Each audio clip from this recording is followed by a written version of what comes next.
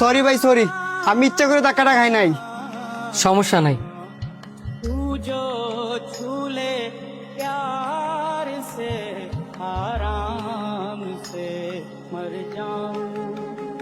ভাই একটা ঠান্ডা দেন তো।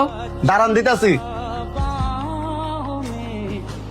চেক কি রাস্তা ফালাই দিলাম নাকি? ভাই থাক, লাগতো না।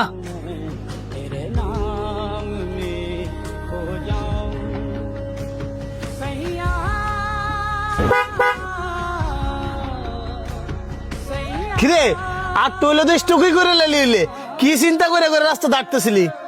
শুধু চিন্তা না রে, বিপদ ফেরেশানি এগুলা যেন আমার কিছুই চাচ্ছে না।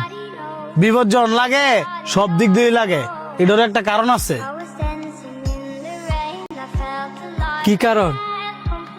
শোন, মানুষ যখন সৃষ্টিকর্তারে ভুলে যায় তখন সৃষ্টিকর্তা তাদেরকে বিভিন্ন ভাবে বিপদে ফেলায়া এটা বুঝাইতে চায় যে সৃষ্টিকর্তা ছাড়া তাদের কোনো উপায় নাই।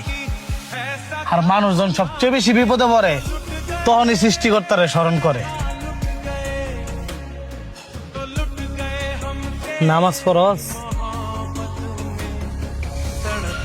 একটা কথা কই রাখ, বড় ধরনের বিপদ হওয়ার আগে আগে এখন গিয়া মসজিদে 2 রাকাত নামাজ পড়ে আয়, দেখবি বিপদও কাটবো, মনটাও শান্তি লাগবো।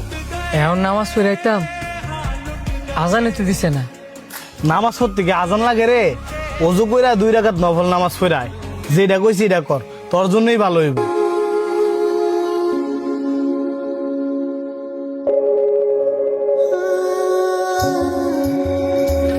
मेरे दिल खुशी से झूमे गाए